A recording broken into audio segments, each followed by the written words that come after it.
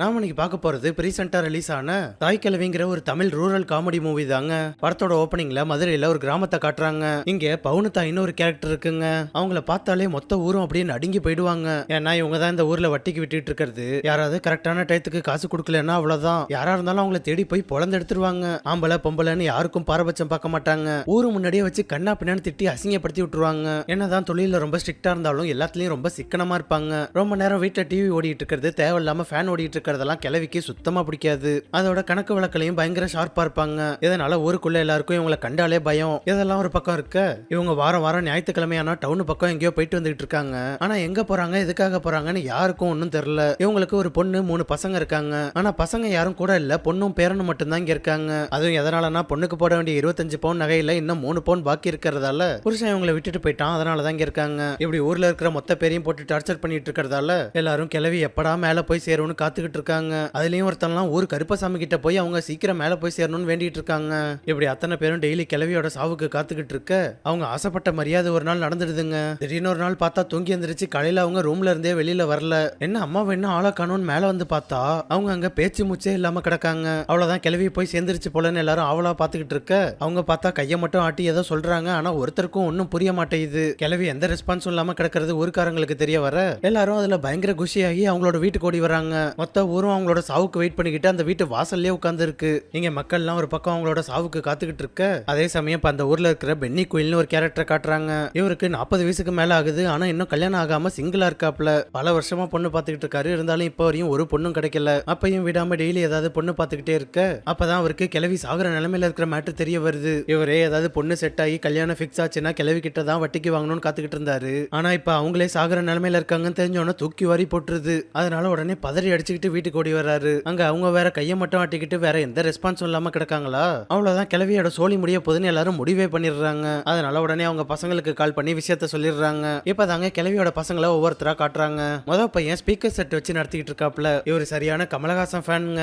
ஃபேன்னு சொல்றத விட இவர் கமலோட பக்தன்னே சொல்லலாம். எங்கும் கமல் எதிலும் கமல்னு அவரோட நெஞ்சிலேயே கமலை தான் டேட்டு போட்டிருக்காரு. சாமி கும்பிடும் போது நெத்தியில 90 வச்சா கூட நெஞ்சில இருக்கிற டேட்டுக்கும் 90 வைப்பாருன்னா பாத்துக்கோங்களேன். அவரோட வண்டியிலையும் கமல் ஸ்டிக்கர் தான் ஒட்டி இருக்கு. அது மட்டும் இல்லாம கல்யாண வீடு சாவு வீடுன்னு எங்க போனாலும் அந்த அட்மாஸ்பியருக்கு ஏத்த மாதிரி கமலோட சாங் மட்டும் தான் போடுவாரு. இது எல்லாத்துக்கும் மேல அவரோட பையன் பேரு கமல், பொண்ணோட பேரு ஸ்ருதிகாசன். எல்லாத்துலயும் கமல் தாங்க. இந்த படத்துல ஆண்டவரை கனெக்ட் பண்ணி நிறைய சீன் இருக்கு. அதெல்லாம் நீங்க படமா பாக்குறப்ப பயங்கரமா ஒர்க் அவுட் ஆகும். ரெண்டாவது பையன் ஆட்டோ ஓட்டிட்டு இருக்காரு. இவர் ₹1 ரோட்ல கிடக்கிறத பார்த்தா கூட விட மாட்டாரு. அந்த அளவுக்கு பயங்கரமான ஆளு. மூணாவது பையன் மாலை கடை வச்சிருக்கான். ஆனா மாலையே கட்ட தெரியாது. இருந்தாலும் பூவை ஃபெவிகால் போட்டு ஒட்டி வச்சு மாலைன்னு சொல்லி வித்துட்டு இருக்கான். கட் பண்ணா பல வருஷம் கழிச்சு 3 பேரும் வீட்டுக்கு வராங்க. ஆனா 3 பேருமே உள்ள போய் அவங்க அம்மாவை பார்க்க மாட்டாங்க. அவங்க தான் போலன்னு பார்த்தா 3 மருமகளுமே உள்ள போக மாட்டாளுங்க. அந்த அளவுக்கு எல்லாரும் கிளவி மேல வெறுப்புல இருக்காங்க. அதனால உள்ள போகாம வெளியிலேயே உட்காந்து எப்படா கிளவி மண்டைய போடும் சொத்தை பிரிக்கலாம்னு காத்துக்கிட்டு இருக்காங்க. சரி இந்த 3 பேரும் என் அம்மாவை பார்க்க கூட போக மாட்டாங்கன்னு பார்த்தா அதுக்கு பின்னாடி ஒரு கதையே இருக்கு. சில வருஷத்துக்கு முன்னாடி கிளவியோட புருஷன் இறந்துட்டாரு. அவர் அடக்கம் பண்ணிட்டு வந்து அடுத்த நாள் விடிய கூட இல்ல. ஆனா அன்னைக்கு நைட்டே பசங்க 3 பேரும் சொத்தை பிரிக்க சொல்லி கேட்க ஆரம்பிச்சிடுறாங்க. சரி பசங்க தான் சொத்தை பிரிச்சு கொடுக்க சொல்லி கேட்கறாங்கன்னு பார்த்தா கிளவியோட மாப்பிள்ள வேற எனக்கு சேர வேண்டிய 3 பவுனை போடுங்கன்னு சொல்லி கேட்டுட்டு இருக்காரா. அதுல கிளவிக்கு செம்ம காண்டாயிடுதுங்க. இந்த சொத்து எதுவும் உங்க அப்பா சம்பாரிச்சது இல்ல. இது எல்லாமே நான் கஷ்டப்பட்டு மூட்டை தூக்கி காய்கறி தூக்கி கொஞ்சம் கொஞ்சமா சேர்த்தது. அதை நான் சாகுற வரை யாருக்கும் பிரிச்சு கொடுக்க மாட்டேன்னு சொல்லிடுறாங்க. அதோட மாப்பிள்ள வேற 3 பவுன் நகைக்காக பிரச்சனை பண்ணிட்டு இருக்காரா. அதனால என் பொண்ணுக்கு உன்ன மாதிரி புருஷனே வேணாம்னு சொன்னவங்க அவன் இனிமே இங்கேதான் இருப்பா, நகைலாம் கொடுக்க முடியாதுன்னு சொல்லி துரத்தி விட்டுறாங்க. அதே மாதிரி பசங்களையும் துரத்தி விட்டுறாங்க.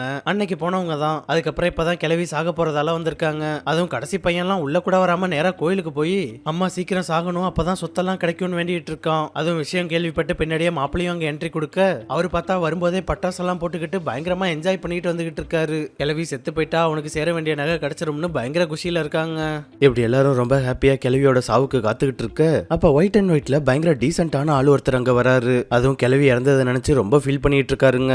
எல்லாரும் ஹாப்பியா இருக்கும்போது இவர் ஒருத்தர் மட்டும் ஃபீல் பண்றதை பார்த்து ஊருக்காரங்களுக்கே ஒன்னும் புரியல. என்னவா இருக்கும்னு தெரியாம பென்னி அவரை கூப்பிட்டு நீங்க யாருன்னு கேட்க அவர் ஏதோ சொல்றாரு. அதை கேட்டு பென்னி அப்படியே ஷாக் ஆயிடுறாப்ல. அது உடனே அவரு கிளவியோட பசங்களை கூப்பிட்டு வச்சு சொல்றாரு. அப்படி அவர் யாரு என்ன சொன்னாருன்னு பார்த்தா அவரு டவுன்ல ஒரு நகை கடை வச்சிருக்காராம். கிளவி பல வருஷமா அந்த கடைக்கு வாரம் வாரம் வந்து அங்க நகை சீட்டு போடுவாங்க. போன வாரம் தான் 160 பவுன் எடுத்துட்டு போனாங்கன்னு சொல்றாரு. எது 160 பவுனா அப்படின்னு அதை கேட்டு எல்லாருக்கும் மொழி பிதுங்கி போயிடுது. இதுக்குதான் கிளவி வாரம் வாரம் டவுனுக்கு போயிட்டு வந்துட்டு இருக்குன்னு அப்பதான் பசங்களுக்கே புரியுது. அதை கேட்ட உடனே கடைசி பையன் உடனே 2 எண்ணெய் கேன் எடுத்துக்கிட்டு எங்கேயோ வேகமா ஓடுறான். அப்படி பேசிட்டு இருக்கும் போதே எங்கடா ஓடுறான்னு பார்த்தா எந்த சாமி கிட்ட அம்மா சீக்கிரம் சாகணும்னு வேண்டிக்கிட்டானோ இப்ப அதே சாமி கிட்ட அம்மா சாகக்கூடாதுன்னு விளக்கு போட்டு வேண்டிக்கிட்டு நிக்கிறான். அதுவும் அம்மா எந்திரிக்கிற வரையும் அந்த விளக்கு அணையக்கூடாதுன்னு அங்க இருக்கிற ஒரு குடிமகான கூப்பிட்டு வச்சு காசு கொடுத்து அந்த விளக்க பாத்துக்க சொல்றான். கிளவி வட்டி காசு கேட்டு டார்ச்சர் பண்ணிட்டு இருக்கிறதால இவன் தான் சாமி கிட்ட அது சாகணும்னு வேண்டிக்கிட்டது. பையன் பார்த்தா அவன்கிட்டயே காசும் சரக்கும் கொடுத்து பாத்துக்க சொல்லிட்டு போறான். 160 பவுன்னா சும்மா விடுவாங்களா?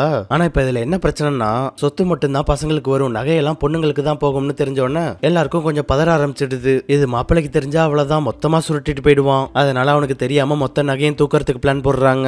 இந்த நகை மேட்ரு பென்னி தானே உங்களை கூப்பிட்டு சொன்னாரு. அதனால 160 பவுன்ல 150 பவுன் அவங்க 3 பேரை பிரிச்சு எடுத்துக்க சொல்லிட்டு 10 பவுன் மட்டும் அவருக்கு ஷேரா கேக்குறாப்ல. அந்த டீலுக்கு 3 பேரும் ஒத்துக்கிறாங்க. சரின்னு முதல் வேலையா வேகமா போய் கிளவியோட ரூம்ல தேடி பாக்குறாங்க. ஒரு இடம் விடாம ஆள் வர வச்சு லாக்கர் வரையும் செக் பண்ணி பாக்குறாங்க. ஆனா வீட்டுக்குள்ள எங்கேயுமே கிடைக்கல. இருந்தாலும் விடாம தென்னந்தோப்புல தோண்டி பாக்குறது, கிணத்துக்குள்ள போய் தேடி பாக்குறதுன்னு எல்லா இடத்துலயும் பாக்குறாங்க. ஆனா ஒரு இடத்துலயும் கிடைக்கல. அப்பதான் எல்லாரும் டிவில காது கேட்காதவங்களுக்கு நியூஸ் வாசிக்கிற ஒருத்தரை நியூஸ் சேனல்ல பாக்குறாங்க. பாட்டி வர கையால சிக்னல் காட்டி தானே ஏதோ சொல்ல ட்ரை பண்ணிட்டு இருக்காங்க. அதனால அவரை வச்சு கிளவி என்ன சொல்லுதுன்னு கண்டுபிடிக்கலாம்னு அவரை செலவு பண்ணி வர வைக்கிறாங்க. அவரு கிளவி கையால என்ன சொல்லுதுன்னு டீகோட் பண்ணி பார்க்க அவரு பார்த்தா கிளவி ஏதோ 3 பங்கோ 3 இடமோ இருக்குன்னு சொல்றாங்கன்னு கரெக்டா சொல்லிடுறாப்ல. 3 பங்கு இருக்கா 3 இடத்துல இருக்கான்னு தெரியல. ஆனா பணமோ தங்கமோ ஏதோ ஒன்று இருக்கு, சீக்கிரம் போய் எடுக்க சொல்றாங்கன்னு சொல்றாரு. அதுக்கு முதல்ல அவங்களை ஏதாவது பெரிய பிரைவேட் ஹாஸ்பிட்டல்ல போய் சேர்த்து ட்ரீட்மெண்ட் பாருங்கன்னு சொல்லிட்டு போறாருங்க. அவர் அந்த பக்கம் போன உடனே இங்க கிளவியோட பல்ஸ் எல்லாம் லோ ஆயிடுது. கிளவி சாக போகுதுன்னு சொல்றாங்களா? அதை கேட்டு இவங்களுக்கு ஒரே பதட்டம் ஆயிடுது. கிளவி செத்துட்டா நகை எங்க இருக்குன்னே தெரியாம போயிடும்னு வேற வழி இல்லாம கிளவிய வேன்ல போட்டு ஹாஸ்பிட்டலுக்கு தூக்கிட்டு போறாங்க.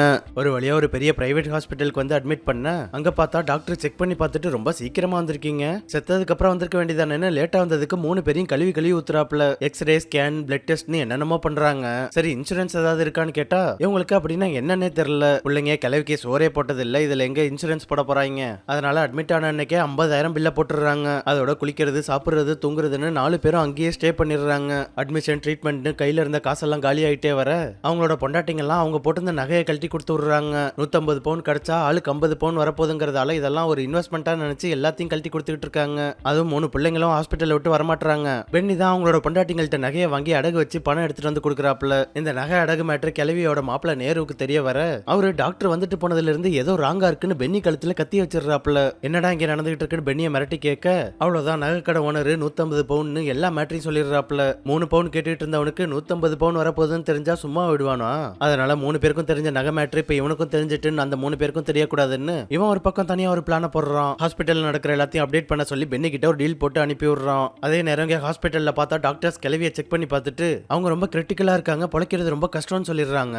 அதாவது கிளவி மூளைக்கு போற நரம்புல ஏதோ பிளாக் இருக்கு, ஆபரேஷன் பண்ணியே ஆகணும், ஆனா எதுவும் உறுதியா சொல்ல முடியாதுன்னு சொல்லிடுறாங்க.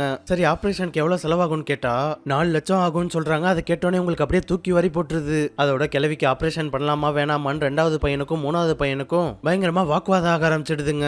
ஏன்னா ஏற்கனவே பயங்கரமா செலவாயிட்டு இப்ப இதுல 4 லட்சத்துக்கு எங்க போறதுன்னு 2வது பையன் ஆபரேஷன்லாம் வேணாம்னு சொல்லிடுறாப்ல.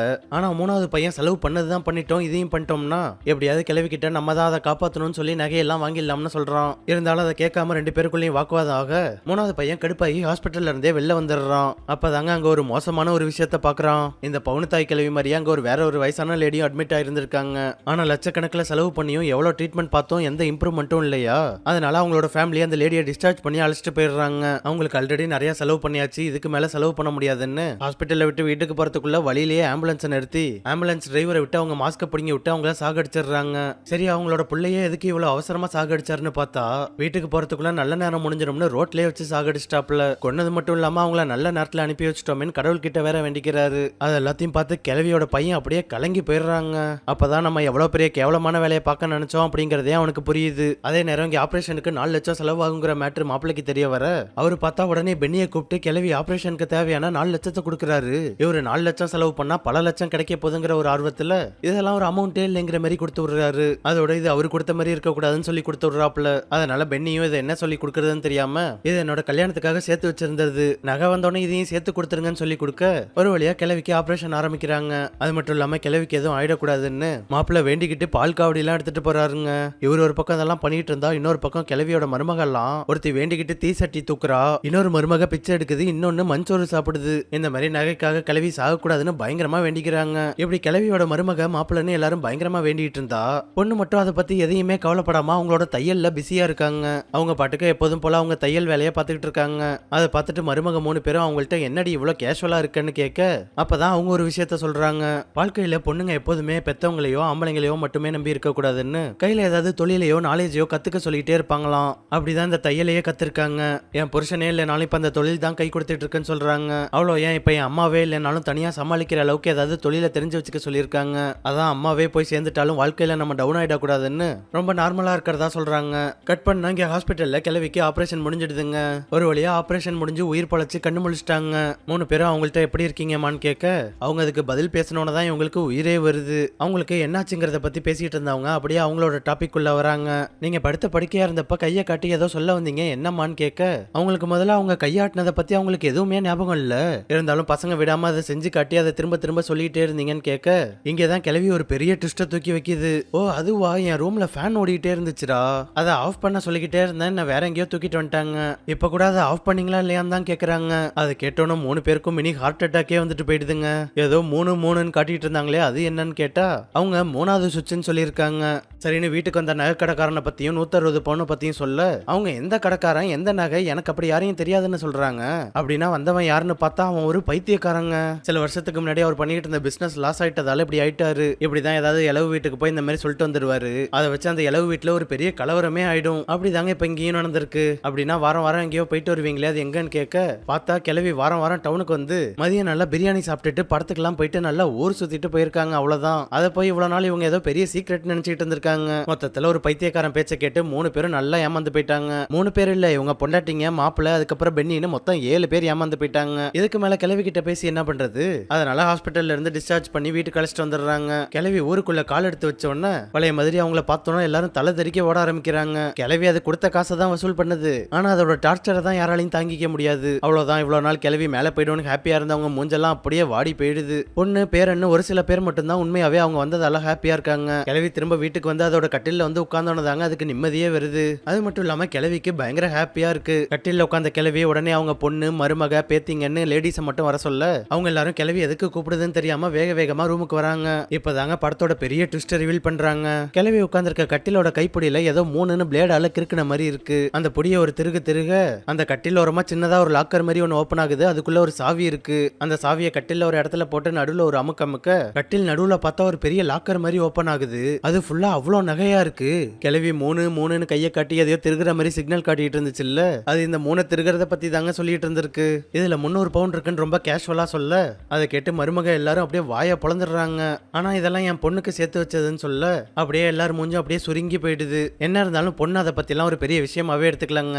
அவங்க அம்மா திரும்ப வந்துட்டாங்க, அது போதுங்கிற மாதிரி இருக்காங்க. நான் போய் சேர்ந்துட்டா என் பசங்களுக்கு வீடு லேண்ட் எல்லாம் போயிடும். அந்த சமயத்துல என் பொண்ணு மட்டும் எதுவும் இல்லாம நிக்க கூடாது இல்ல, அதான் அவளுக்காக சேர்த்து வச்சதுன்னு சொன்னவங்க அப்பதான் அவங்களோட கதையை சொல்ல ஆரம்பிக்கிறாங்க. இத்தனை வருஷம் எந்த அளவுக்கு கஷ்டப்பட்டாங்க, எவ்வளவு சிக்கனமா புத்திசாலித்தனமா இருந்து இந்த அளவுக்கு சேர்த்தேங்கிறத பத்தி எல்லாத்தையும் சொல்றாங்க. சந்தோஷமா இருக்க காசு தான் வேணுமான்னு எனக்கு தெரியல, ஆனா காசு இருந்தா மட்டும்தான் மரியாதை கிடைக்கும். அதை மத்தவங்கள நம்பி இருக்காம நம்மளே சம்பாதிக்கணும். அதை விட்டுட்டு பெத்தவங்களோ மாமனார் மாமியாரோ எதுவும் சேர்த்து வச்சிருப்பாங்கன்னு எதிர்பார்த்துட்டு இருக்க கூடாது அப்படின்னு வேலை பார்க்கறது, சம்பாதிக்கிறது, சேவிங்ஸ் பண்றதுன்னு எல்லாத்த பத்தியும் சொல்றாங்க. இதனாலதான் மருமக எல்லாரையும் ஏதாவது வேலைக்கு போக சொல்லிட்டே இருந்திருக்காங்க. ஆனா அந்த சமயத்துல யாரும் அதை புரிஞ்சுக்காம இப்பதான் புரிஞ்சுக்கிறாங்க. சரி இவ்வளவு லென்த்தா பேசி மோட்டிவேட் பண்ணிட்டு இருக்காங்களே, கடைசியா என்னதான் பண்ண போறாங்கன்னு பார்த்தா மருமக எல்லாரும் அவங்க திரும்ப உயிரோட வரதுக்கு போராடிட்டு இருந்தாங்கல்ல, அதனால பொண்ணுக்கு சேர்த்து வச்சிருந்த 300 பவுனை பொண்ணையும் மருமகளையும் சேர்த்து 4 பிரிச்சு எடுத்துக்க சொல்றாங்க. அதுல மருமக எல்லாருக்கும் பயங்கர குஷி ஆயிடுது. மகிழ்ச்சியா ஓடி வந்து அவங்களுக்கு பிடிச்ச நகை எல்லாத்தையும் எடுத்துக்கிறாங்க. அப்படியே அந்த சீன்ல இருந்து கட் பண்ணா ஒரு பஞ்சாயத்துல வச்சு பொண்ணையும் மாப்பிளையும் பிரிச்சு விட்டுறாங்க. மாப்பிள்ள வேணான்னு எவ்வளவோ கெஞ்சுறாரு. ஆனா இவங்க தாலியை கழட்டி அவன் மூஞ்சிலேயே வீசிட்டு வந்துடுறாங்க. இருந்தாலும் பொண்ணுக்கு இன்னும் வயசு இருக்குங்கிறதால அவளுக்கு இன்னொரு கல்யாணத்தை பண்ணி வைக்கணும்னு முடிவு பண்றாங்க. சரி மாப்பிள்ள யாருன்னு பார்த்தா அது பென்னிக்கு தன்னோட பொண்ணை கல்யாணம் பண்ணி வச்சிடுறாங்க. ஒரு வழியா பல போராட்டங்களுக்கு அப்புறம் பென்னிக்கு கல்யாணம் ஆயிடுதுங்க. இப்போ மொத்த குடும்பமும் ஹாப்பி, கிளவியும் ஹாப்பி. கிளவி அவங்களோட கடமையெல்லாம் முடிச்சு வச்சுட்டதால ரொம்ப ஹாப்பியா இருக்க அதோட இந்த படம் முடியுதுங்க. இந்த வீடியோ எப்படி இருந்துச்சுன்னு கமெண்ட்ஸ்ல சொல்லுங்க. பிடிச்சிருந்தா லைக் போடுங்க. சேனலுக்கு புதுசா இருந்தீங்கன்னா சப்ஸ்கிரைப் பண்ணிட்டு பக்கத்துல இருக்க பெல் ஐக்கான மறக்காம தட்டி விட்டுருங்க.